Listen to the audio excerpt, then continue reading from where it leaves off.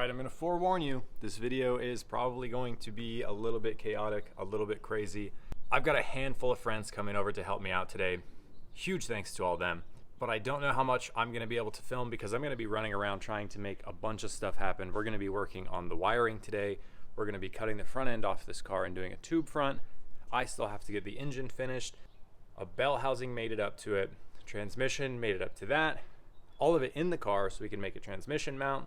Got to get some headers in here, start thinking about an exhaust, measure a drive shaft, probably cut the transmission tunnel. The list goes on and on and on.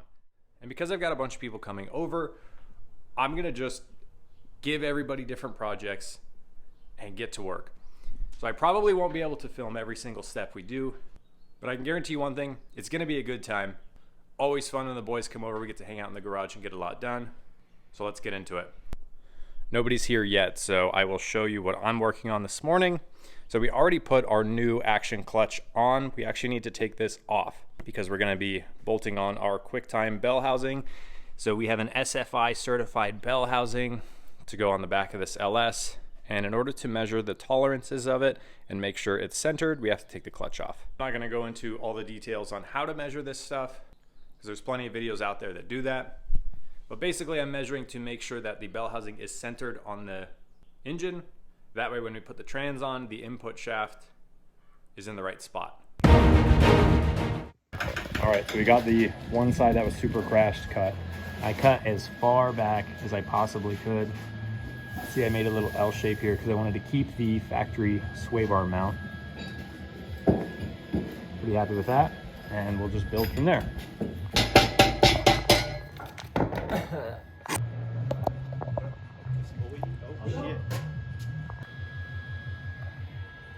It's good. If not, it'll do. When everyone showed up, I knew I needed their help getting this tube front end done or it wasn't going to get done. So I quickly cut the front end off. Everyone showed up and said, "What the heck have you done?" And we got to fixing it. So everybody's cutting metal, grinding, welding, getting this thing back together. Meanwhile, Nate's working on the wiring. I'm still working on the engine. You saw Carson was putting together the motor mounts. And now we can try to get this thing in the car.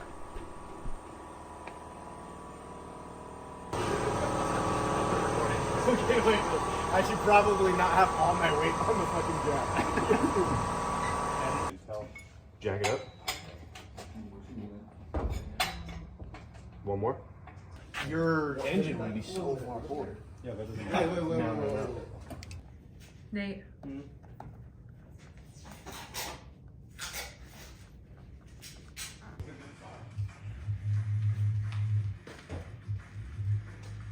So the boys stayed until about midnight. We were working. We got most of the tube front done. The transmission, bell housing, clutch, all that stuff was done. And as you saw, we went to put the engine in. Thought, let's finally get this thing bolted in so we can cross a huge milestone off the list. And what do you know? It didn't fit. I had bought an LS swap oil pan used off someone I knew. They told me it came out of a 350Z with an LS swap. And after some research, I found out it was not the right pan. The pan was hitting the cross member, it was hitting the sway bar. It just wasn't working. And there was really no way to make it work. So a huge wrench in the plan. Couldn't get the engine in that night. Thankfully, we've partnered up with ISR Performance. I sent an email out to them and I said, I need an oil pan. I need it overnighted because I have to get this engine in the car. Between work, waiting on shipping, and a few other little things, it took longer than I wanted to, but we did get the engine, and that's why the next series of clips, you'll see it's already in the car. Notice I said we almost finished the tube front end. So thankfully Kenny came by to lend a hand. We are bending up the last bar for the tube front end. We've got Wyatt working on taking the wrap off, his dad working on some random fabrication stuff, and Shane working on some details with the engine and sensors. And yeah, the list was still quite long at this point. Yeah.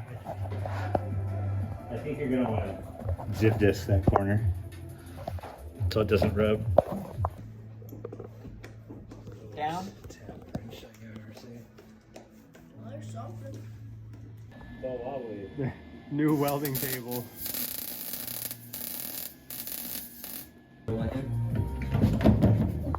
What are you guys doing over here? He's trying to hurt me. I'm trying to mount this. I don't know where it goes. Does it have a little space usually? Alright, right where your thumb was, right. Right there.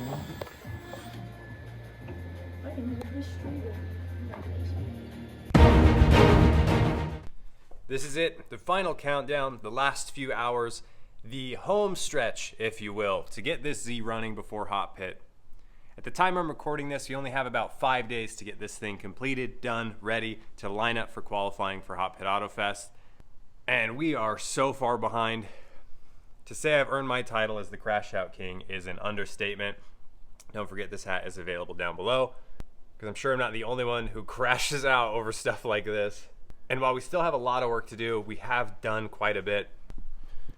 Radiator is final mounted. Hoses ran, everything's hooked up. We've got our coolant overflow. The wiring harness is in. It's probably not in its final position, but it's pretty close. I've got all the fuel lines ran, breather lines ran. We still have a little bit of wiring to do, like fans, starter signal, some little stuff. Power steering, that needs to get finished today. We have to wire in the radiator fans, but all the brakes are bled, clutch is bled, all the wraps pulled off. Got a new door over here. My hood over there, we had to cut a lot of that out. We're actually gonna have to cut more of that for that big guy right there. Fresh rear bumper, everything is all clean. It's kind of pretty much ready for a wrap. Yeah, to add to the stress of getting a brand new swap running and operating, this car also has to get a brand new look. We can't pull up to a new season in Hot Pit with a tired, worn out old wrap that's seen a year of abuse. So we pulled all the old wrap off. Sorry to the guys at Defined, I really didn't do any body works. So they're definitely gonna get a diamond in the rough. Diamond is an overstretch, but you get what I'm saying. But no matter what happens with this car and getting it running, it's going to Defined in 2 days, because they need a few days to get this thing wrapped and looking good. And I can't pull up to Hot Pit with an ugly, unfinished car. So the time crunch is on. Nate and a few other guys are coming over today so we can try to get this thing started. Fingers crossed. If we can do that, then the last little bits we can finish, I don't know, Thursday or Friday before Hot Pit or in the middle of Hot Pit. But this is it. This video is going to be chaos. So buckle up, let's have some fun. Passenger door, currently cutting out. Stole this from a spare car that I don't even know if you guys have seen, but let's disregard that and finish cutting this door out so we can get it on there. What are you doing right now, Nate? We're gonna figure out which pole is the correct one. And start it.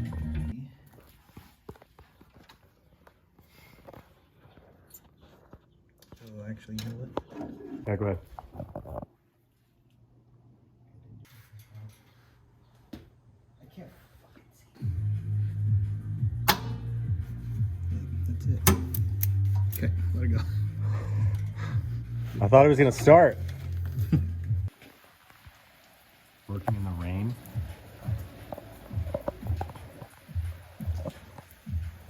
Quick update on the weather here. It's hailing.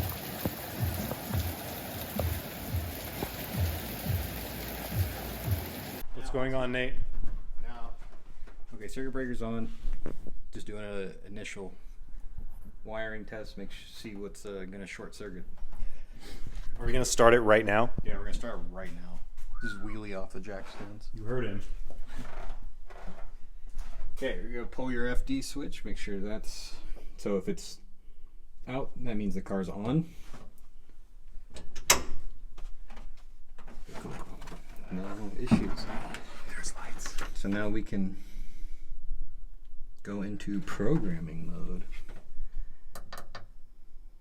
So we are definitely not ready to start this thing. We're missing some oil lines, so we can't actually put oil in it and actually turn it over, but we can start doing some preliminary checks. So we're checking to make sure the electrical system actually works, that all the new wiring we put in is gonna do what it's supposed to do, along with the circuit breakers, fuse panel, all of that stuff. Nate's programming the little button pad up on the top there, and we can check stuff like the fuel system, see if we have any fuel leaks, and a few other odds and ends. We might try and crank it over, but unfortunately we're not gonna get that first start tonight.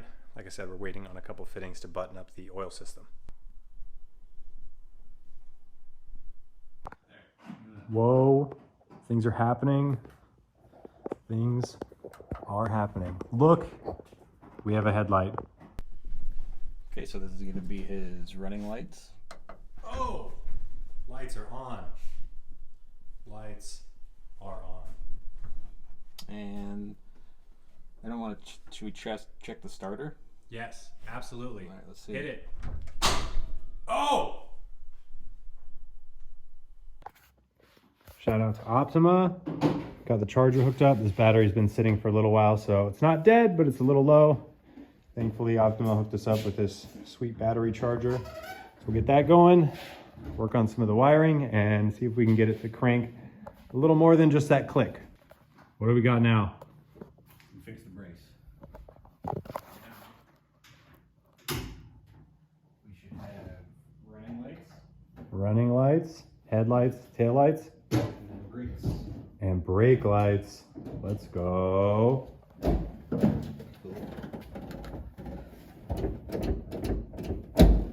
Good. Touch something, okay. Diagnosing starting issues. Yeah. Round it? Yep.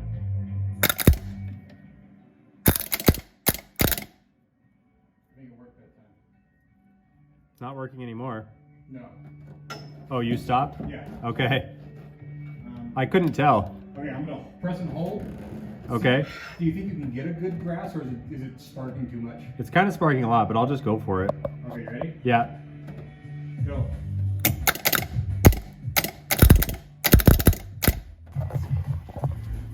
All right. Oh God, it's still on. All right, still having starter issues, but we're gonna try to flip on the main power and send power to our fuel pump, and then we can check the fuel system. I wonder if it's because. Our to-do list. Lots of wires.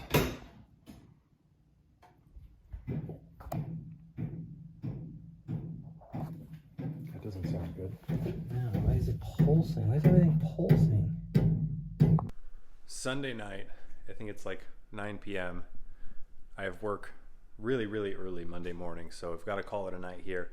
And feeling kind of defeated, having some issues with the starter, starting to think that the switch panel we have doesn't have enough amperage to run the starter, because when you hit the button to start it, it kind of kills power as soon as the starter engages. We tried adding some extra grounds, we bench tested the starter and it works fine. So kind of scratching our heads there. And then as you saw in the last clip, we were trying to at least test the fuel system, and the fuel pump was doing some weird like pulsing thing as if it wasn't getting a constant signal, which is really weird because a little while ago when we first turned everything on, the fuel pump kicked on before we even wanted it to, which was a good sign, but we don't know what we changed that is now commanding it to be pulsed on and off. Really weird. Ultimately, it's been a super long day. We're both really tired, and I think we're just kind of overlooking some simple stuff. So I'm gonna call it a night. I have to work tomorrow, and then Tuesday will be my next day off, which is the day that this car is supposed to go to the wrap shop. And we still haven't even got the first start. At this point, we're like 5 days away from Hot Pit, and I guess you can say 4, because yeah, stressing out to say the least. So I guess we'll pick back up tomorrow, probably after I get off work. I think I'm gonna pull a real late night trying to figure out some of these issues. Dope, see you guys then. Monday night, after a 14-hour day at work, Kenny, Rachel, and I are buttoning up a few of the last things to try and get this car done. Damn it, dude. Fuck.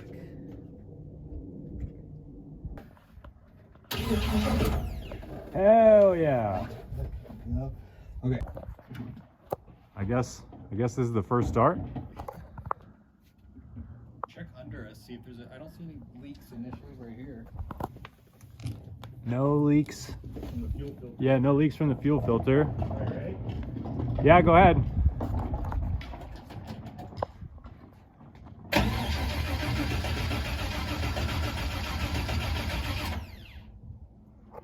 Sounds like an engine. What's going on? When I hit the starter, the keypad's going on, so I think something's faulty with that keypad. So I'm gonna put the Holly to this. So if this is on, the Holly's gonna be on just for now, so we can get it started. Whoa.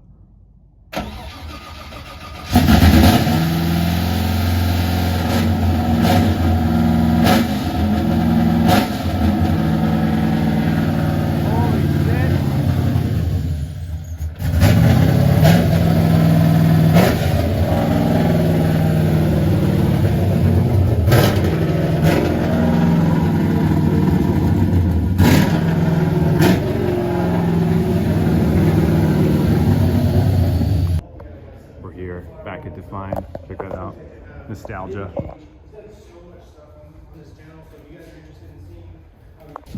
Made it. Vlog in the vlog. Look at this guy. As you saw, Nate and I got the first start of the car on the trailer. And that's because I was on my way to Defined Wraps and stopped at Nate's house and said, let's do whatever we can to get the first start and make sure there's no catastrophic failures. And that was all we did. We ended up having issues with the switch panel we put in. Every time we went to crank the car, it would kill power to it, almost like the starter was drawing too much power and it was shutting off the switch panel. And we had the ECU on the switch panel. So the starter would engage and it would kill power to the ECU because it was hooked to the switch panel, which would just kill everything. So we bypassed the switch panel. Like Nate explained, as soon as the kill switch was on, the ECU was on, and then the starter was just on its own button, which is how we got it to start. But that was it. We verified that it started, that the engine worked. I didn't put it together wrong, thankfully. After that, Nate went inside and I left, where I dropped the car off at Define Wraps late Tuesday night. They were scheduled to have this car until Friday morning, and I was gonna pick it up on my way to Hot Pit. We have an untested car that's only ran for about 15 seconds, absolutely zero drive time on it. I didn't mention this, but it didn't even have a drive shaft in it. So even if it ran great, I couldn't have driven it because a drive shaft was at a shop still being made at this point. But what could go wrong? Find out in the next video when we actually get to Hot Pit Autofest, where you'll see the brand new livery and you'll see if this new LS will even run. See you guys then.